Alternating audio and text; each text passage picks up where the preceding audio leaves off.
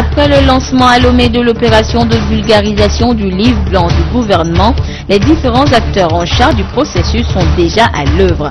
Ils sillonnent les 5 régions économiques du Togo pour rendre accessibles les recommandations de la CVJR.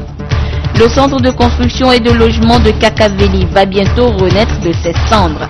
Une renaissance qui sera possible grâce au PNUD, partenaire financier du centre depuis sa création en 1967. Et puis la 2e foire internationale de Lomé, ce sera du 21 novembre au 8 décembre prochain. Une édition qui sera consacrée aux énergies renouvelables auxquelles un salon international sera consacré. Voilà pour les titres de cette édition. Madame, Monsieur, bonsoir et merci de nous rejoindre pour le journal sur la télévision togolaise.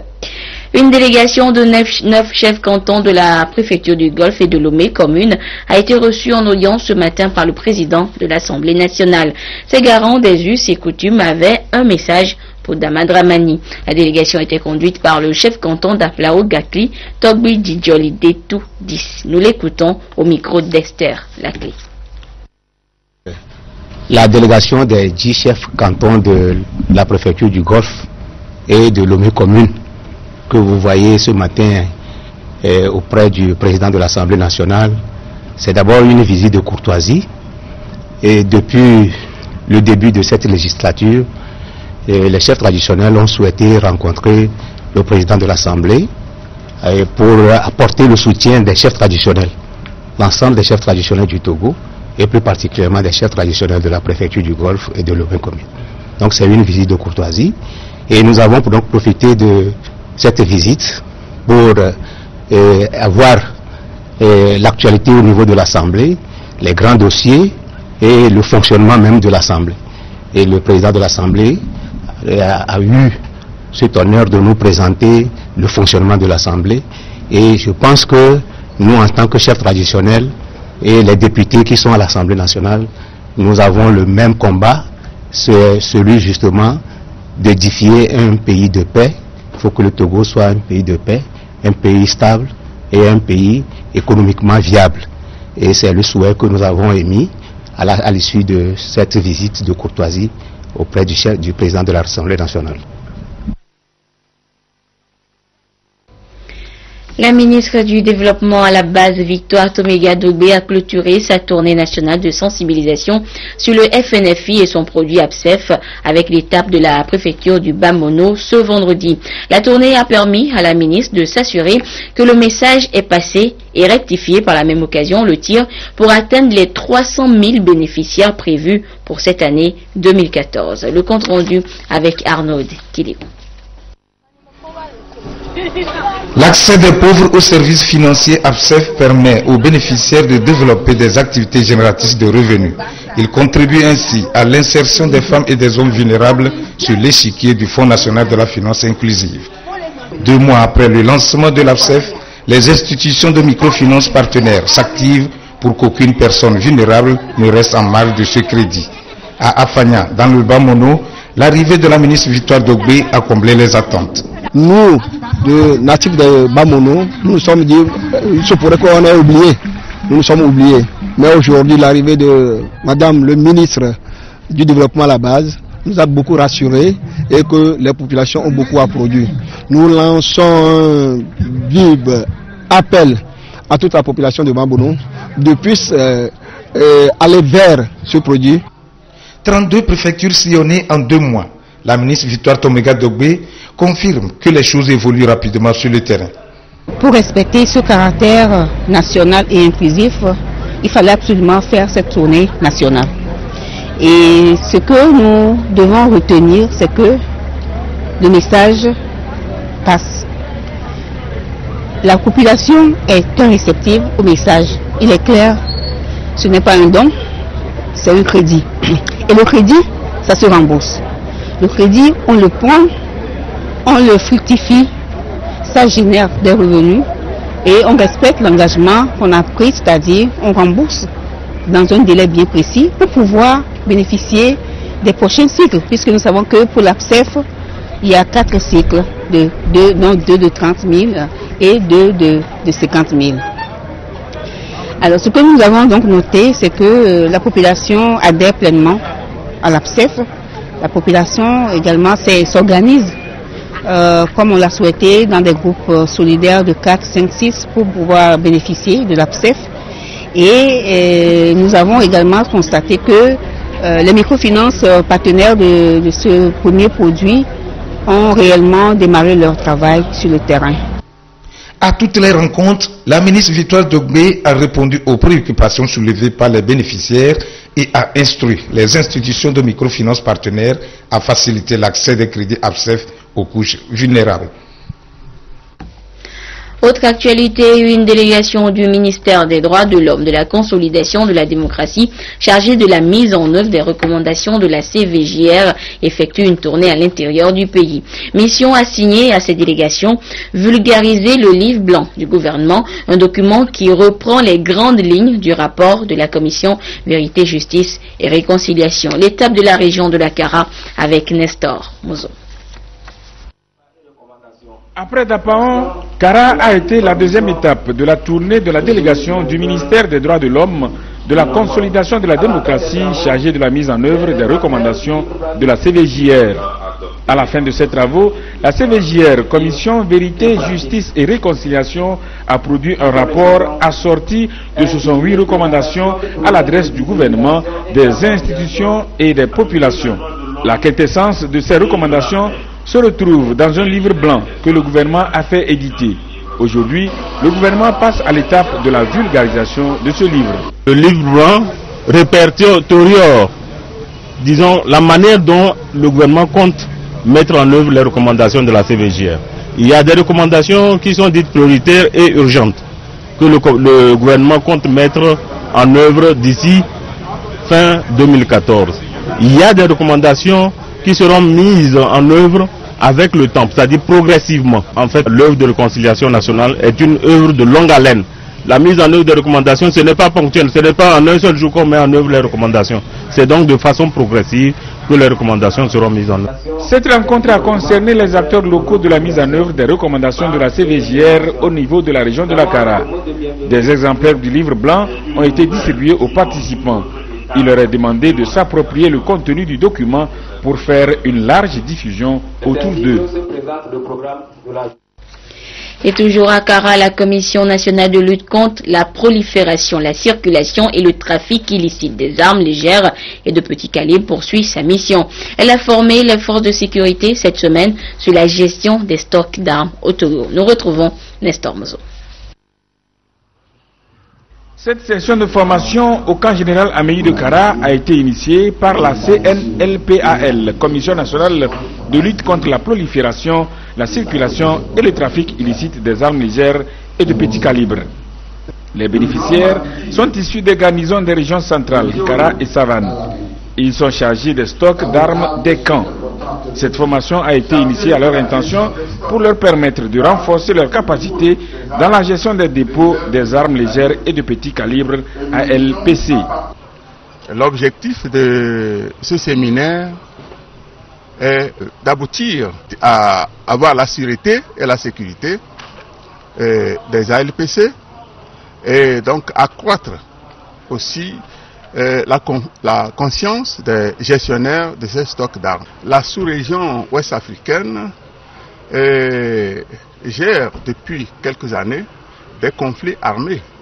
La situation au Togo ici, vous savez qu'il y a des braquages au Togo, des coupures de route au Togo, des attaques à main armée au Togo. Voilà donc les conséquences. Les conséquences donc de ces armes qui circulent d'une façon illicite. Les enjeux de gestion des dépôts des armes légères et de petit calibre et munitions.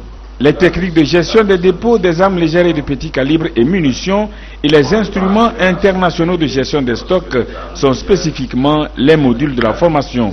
Une formation qui fait suite à une autre tenue à Lomé à l'intention des responsables des dépôts d'armes des garnisons des régions maritimes et plateaux. Pour réduire le coût de construction au Togo, le centre de construction et de logement a été créé en 1967 à Kakaveli, à Lomé. Resté inactif depuis plusieurs années, le CCL va bientôt renaître de ces cendres. Le ministre en charge de l'urbanisme et la représentante résidente du PNUD étaient hier au centre pour évaluer les travaux de réhabilitation à réaliser. Eric Dianico, Ramdan Bassina. Le centre de la construction et du logement de Lomé-Kakavili sera bientôt rénové pour répondre aux impératifs liés à la construction de logements individuels et des réalisations d'équipements sociaux collectifs. Ce projet de réhabilitation a reçu le soutien du PNUD qui a réaffirmé son engagement lors de cette rencontre d'accompagner le gouvernement togolais dans sa politique de construction des logements sociaux. L'idée pour nous, c'est de voir comment est-ce que nous pouvons accompagner le ministère de l'urbanisme et ce centre en mobilisant les organismes des Nations Unies qui sont spécialisés dans ces domaines, notamment UN Habitat, pour voir un petit peu comment est-ce qu'on peut aider à ce que ce centre retrouve une nouvelle jeunesse. Cette visite guidée des responsables du centre a permis à la délégation de constater l'état de vétusté des machines qui ont servi pendant plus de 44 ans à la construction des édifices en terre stabilisée. Il nous faut aujourd'hui réfléchir aux méthodes et techniques alternatives de construction avec des matériaux locaux améliorés. Nous voulons dire aux citoyens togolais que leur besoin de logement décent et à coût modéré est une préoccupation pour le gouvernement togolais et il s'emploie à cela. Ce centre existe depuis 1967 et comporte des laboratoires, des bureaux d'études et assure la formation et le recyclage des artisans polyvalents du secteur du bâtiment. Le centre de la construction et du logement a pour mission l'amélioration de l'habitat au Togo par la recherche sur les matériaux locaux disponibles. Cette recherche vise à établir la durabilité de ces matériaux et les techniques économiques relatives aussi bien à leur production qu'à leur utilisation. De son côté, le ministre des Travaux publics était au port autonome de Lomé où se poursuivent les travaux de construction du 3e quai. Le ministre Nissao Nyonfam est allé se rendre compte de l'évolution de ces travaux qui ont démarré depuis avril 2012. Louisa Clark, Christine Pété-Kialoute. Encore quelques aménagements sur le 3e quai du port autonome de Lomé. Les ouvriers sont à pied d'œuvre. Les travaux sont réalisés à près de 90%. L'essentiel des équipements qui vont être installés pour la mise en service du quai est aussi arrivé. L'ouvrage doit être réceptionné d'ici la fin de l'année. Le ministre des Travaux publics et des Transports s'est rendu sur les lieux pour apprécier le niveau de réalisation des travaux. Les portiques sont arrivés. C'est du matériel qui est arrivé en pièces détachées et il faut un temps pour procéder au montage pour que nous ayons visiblement les portiques et un temps pour les disposer les positionner sur les rails que nous voyons à côté. Donc, je suis venu aujourd'hui pour m'assurer que ce travail se déroule normalement. Nous sommes dans les délais, c'est un projet qui tient à cœur. Tout le monde, a commencé par le chef de l'État et d'ici novembre, le 3e quai doit entrer en exploitation. Face à la mondialisation de l'économie et aux exigences du transport maritime mondial, le port de Lomé a mis en place un plan de développement pour la modernisation de ses équipements. Avec ce 3e quai d'environ 450 mètres de long et 15 de tirant d'eau, le port de Lomé va doubler sa capacité d'accueil et de stockage. C'est une technologie de dernière génération qui est déployée ici pour mieux faire face à la compétitivité. Face au défi de l'accès des jeunes à l'emploi, de l'adéquation emploi-formation, le gouvernement togolais s'est engagé dans une série d'initiatives pour mieux répondre aux préoccupations des jeunes. Au nombre de ces initiatives, l'on peut aisément citer le programme de volontariat national au Togo, Provonat, reconnu comme un modèle en matière de renforcement des capacités et de lutte contre le chômage des jeunes. Et fort de ce succès, Lomé accueille depuis mercredi un forum sur le volontariat en Afrique francophone. Des experts africains, européens et américains sont dans la capitale togolaise pour offrir aux jeunes africains des stratégies pour leur permettre d'être des acteurs de développement. Et depuis la mise en œuvre du Provonat en 2011, plusieurs jeunes ont été pris en compte, mais le défi est de taille et le gouvernement veut redynamiser le dit programme.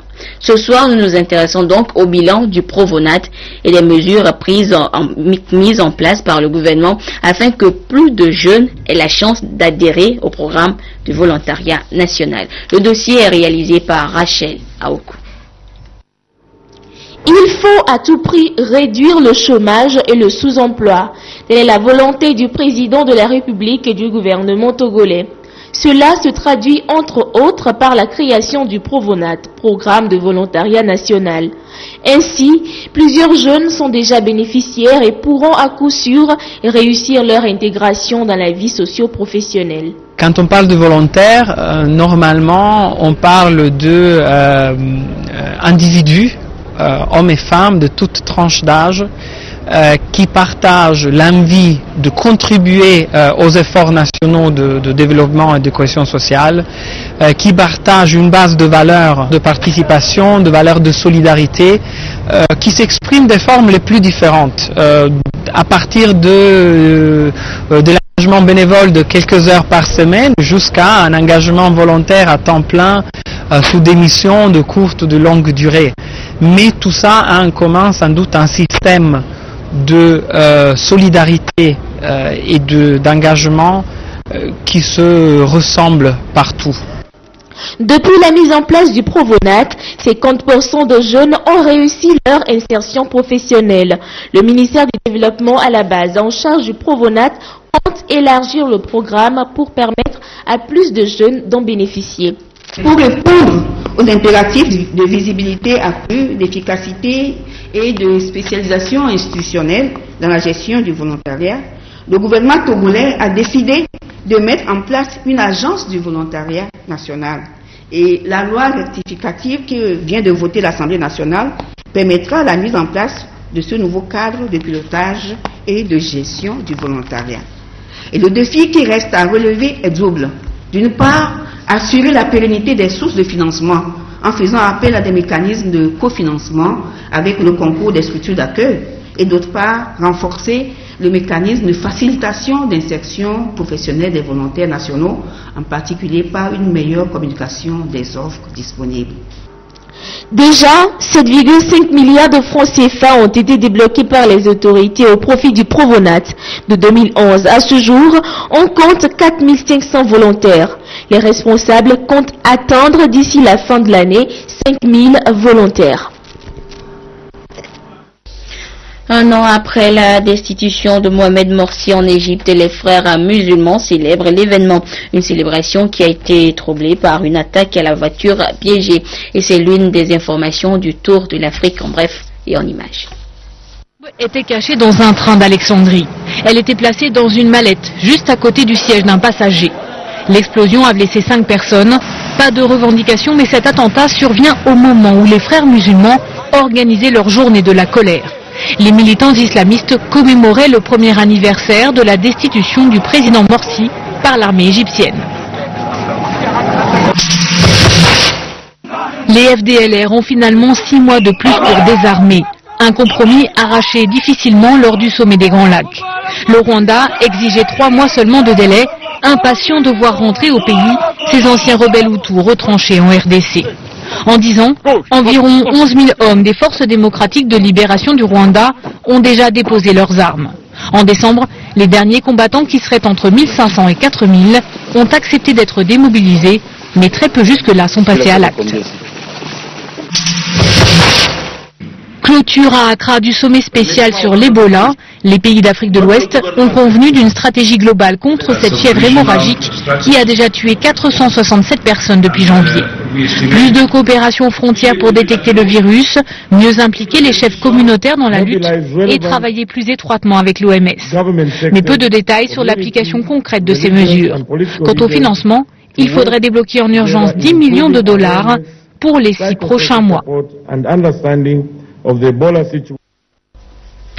Au Togo, lancement officiel hier jeudi de la campagne de promotion de la foire internationale de Lomé.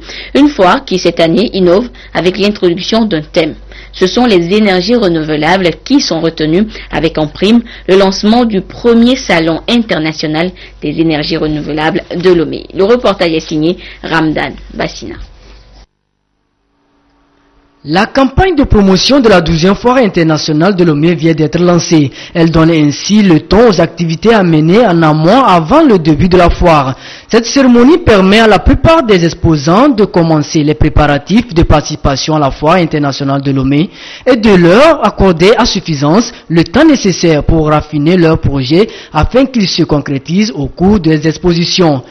Cette 12e édition sera marquée par d'importantes innovations, dont le Salon international sur les énergies renouvelables. La première grande innovation, c'est l'introduction d'un thème. Comme vous le savez, les foires de Lomé ont été toujours générales, mais à partir de cette année, à partir de la 12e édition, nous allons introduire des thèmes. Et le thème de cette année, c'est les énergies renouvelables, source de progrès et de développement durable. Dans certains pays aujourd'hui, on l'utilise beaucoup, mais il faut reconnaître que chez nous, on n'est pas encore à cette étape. Donc il faudrait quand même en parler pour que les promoteurs aussi viennent au Togo et nous disent les fruits de leurs recherches et de leurs travaux. C'est la Société africaine de biocarburants et des énergies renouvelables, SABER, qui a signé un accord de partenariat stratégique avec le Centre togolais des expositions et foires de Lomé pour ainsi développer les problématiques liées à l'utilisation de ces sources d'énergie. Qu'est-ce qu'ils ont à tirer les opérateurs économiques? Ils vont non seulement identifier les opportunités qui s'offrent dans la sous-région, qui s'offrent au Togo. Nous allons les éclairer sur cela et comment arriver à financer des projets. Nous allons faire une journée sur le mécanisme de financement, donc tous ces projets, comment ils seront financés. Et je crois que donc sur ce plan-là, tous les porteurs de projets qui y seront et des porteurs de projets dans le domaine des énergies renouvelables, que ce soit solaire, que ce soit des projets de biomasse, que ce soit des projets de géothermie, bon on n'en a pas au Togo, mais au moins du vent, le projet éolien, on peut avoir des possibilités de financement. Pour la ministre du Commerce et de la Promotion du secteur privé, la manifestation, à l'instar de celles qui ont été déjà organisées, constituera une fois encore l'occasion pour les différents acteurs, les hommes d'affaires industriels et artisans, de profiter du carrefour d'affaires qu'est Lomé. Cette manifestation est avant tout destinée à vous et a pour principal objectif de favoriser l'éclosion de vos affaires. Il est donc important que vous en tirez le maximum de profit, tout en respectant les règles du jeu et en privilégiant la promotion par rapport à la réalisation de la vente directe. Le Sénégal et la Pologne sont les pays hôtes de cette 12e foire internationale de Lomé, une plateforme de promotion tant nationale qu'internationale qui vise à donner une valeur additionnelle d'innovation et d'initiative privée. La 12e foire internationale de Lomé se tiendra du 21 novembre au 8 décembre 2014 et le Salon international des énergies renouvelables du 21 au 26 novembre 2014. Le ministre de l'Enseignement supérieur et de la Recherche informe les étudiants des universités de Lomé et de Kara qui estiment être éligibles à l'allocation de secours ou à la bourse qu'une seconde et dernière période de réclamation est ouverte du 7 au 11 juillet 2014 à la direction des bourses et stages de Lomé et à son antenne de Kara. Passé ce délai, aucune réclamation ne sera recevable. Et le ministre en charge de l'enseignement supérieur porte également la connaissance des étudiants qui ont fait leurs études de licence ou master en Tunisie que les autorités tunisiennes leur accordent à compter de cette année universitaire 2014-2015 des inscriptions sans bourse au master et au doctorat. Les fiches d'inscription sont disponibles au secrétariat de la direction des bourses et stages. La date limite de dépôt des dossiers est fixée au mercredi 16 juillet 2014. Aujourd'hui, 4 juillet, il y a 238 ans, les États-Unis accédaient à la souveraineté internationale. Pour l'occasion, une réception officielle a été donnée hier à la résidence de l'ambassadeur des États-Unis au Togo. Une opportunité pour le diplomate américain et le ministre togolais des Affaires étrangères de rappeler et apprécier l'excellence des relations de coopération entre les deux pays. Charlotte Monsimet. ce 238e anniversaire de l'indépendance des États-Unis d'Amérique, le peuple américain et son gouvernement ont tenu à célébrer l'importance des valeurs qui incarnent leur fédéralisme fort et unique, garant des libertés et des égalités. Des valeurs qui s'illustrent à travers le thème choisi, à savoir culture de la Nouvelle-Orléans, du Dixieland d'Amérique, une région qui a des racines françaises avec de fortes influences de l'Afrique de l'Ouest, un véritable melting pot. L'ambassadeur des États-Unis d'Amérique, Robert Whitehead, a pour l'occasion salué l'excellence des relations d'amitié et de coopération qui existent entre les États-Unis d'Amérique et le Togo. Une coopération étroite et fructueuse dans les domaines de la diplomatie internationale, du commerce, de la réforme, du secteur de la sécurité, de la protection de l'environnement et du développement économique. Le diplomate américain s'est réjoui des efforts faits par le Togo pour booster sa croissance économique et relever les défis liés à l'évolution du processus démocratique.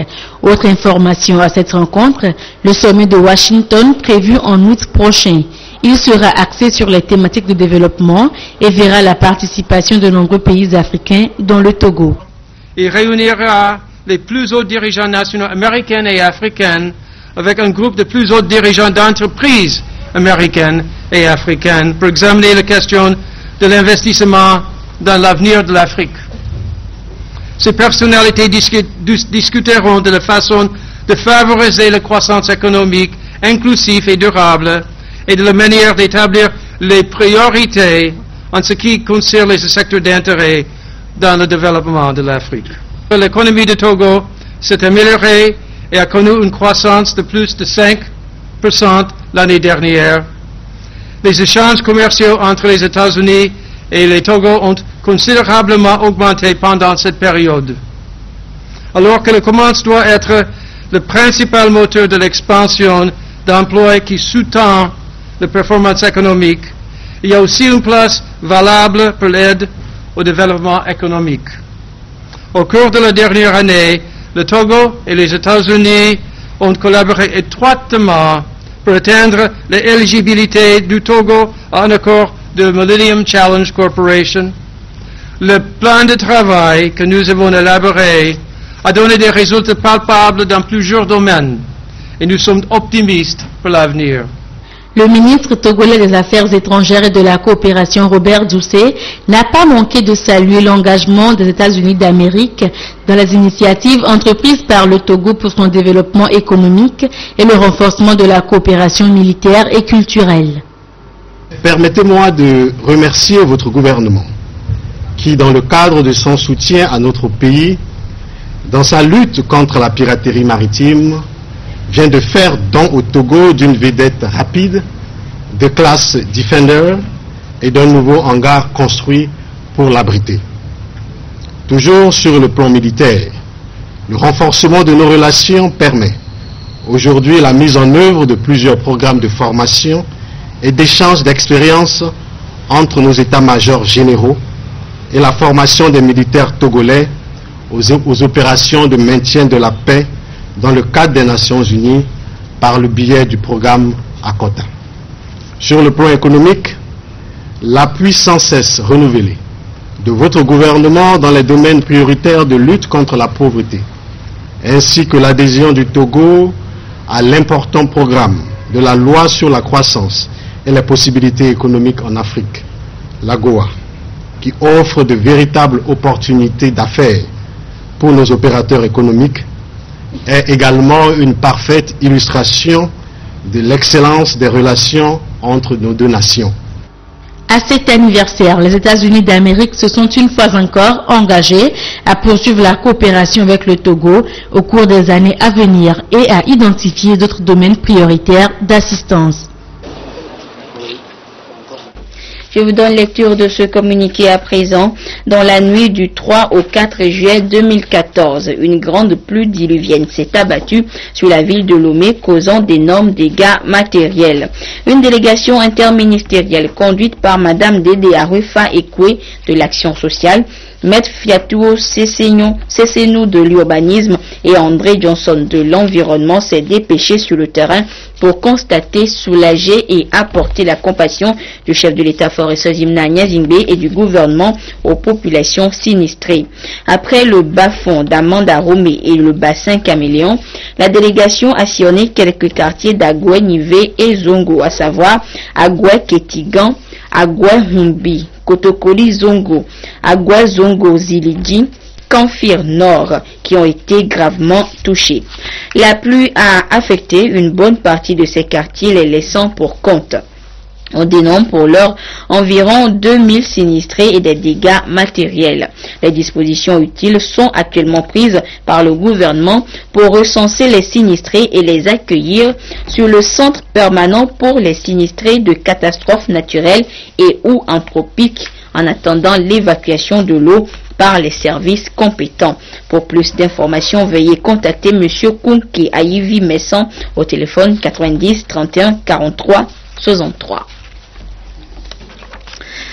Cérémonie d'adieu hier à Lomé à l'ambassadeur du Niger au Togo, Hassan Haruna Maïga. C'était au cours d'un dîner offert par le ministre des Affaires étrangères et de la coopération auquel a pris part le ministre en charge de la diplomatie togolaise, Robert Dossier, et les ambassadeurs diplomates accrédités au Togo. Ensemble, ils ont souhaité bon retour au Niger à leurs anciens collègues. Robert Potobé, Clarisse Atikle.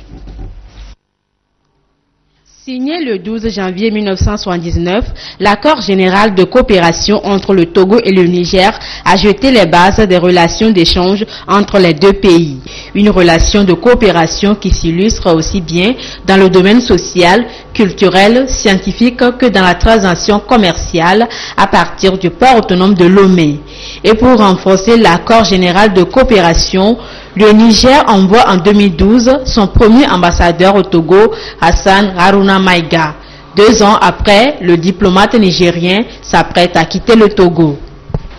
Je quitte un très beau pays après 2 ans et 1 mois de séjour pour jouir d'une retraite que je crois bien méritée, 2 ans au cours desquels j'ai appris beaucoup de choses sur le Togo, notamment sur sa culture ou pour être plus précis, sur ses diversités culturelles, sur les efforts que mènent les autorités compétentes dans les domaines de la démocratie, la bonne gouvernance, le développement économique et social. Nous voulons ici exprimer notre reconnaissance au nom du président de la République et du gouvernement et en mon nom propre à notre ami, ambassadeur du Niger qui part pour son pays, qui est en fin de mission. Nous voulons le remercier pour les moments et le travail fait ensemble ici au Togo. Le Niger pour nous est un pays important, un pays de la sous-région.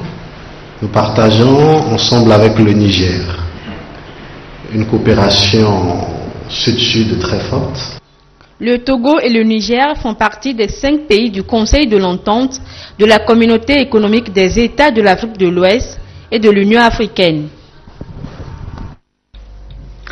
Et ainsi se referme ce journal. Merci à vous qui l'avez suivi ou que vous soyez grâce à la télévision togolaise. Notez qu'à 20h, vous suivrez le match Brésil-Colombie en direct sur la télévision togolaise. Et à 22h30, Isidore Koubatine vous retrouve pour la dernière édition du jour. Au revoir. Après le lancement à Lomé de l'opération de vulgarisation du livre blanc du gouvernement, les différents acteurs en charge du processus sont déjà à l'œuvre. Ils sillonnent les 5 régions économiques du Togo pour rendre accessibles les recommandations de la CVJR. Le centre de construction et de logement de Kakaveli va bientôt renaître de ses cendres. Une renaissance qui sera possible grâce au PNUD, partenaire financier du centre depuis sa création en 1967. Et puis la 2e foire internationale de Lomé, ce sera du 21 novembre au 8 décembre prochain. Une édition qui sera consacrée aux énergies renouvelables auxquelles un salon international sera consacré.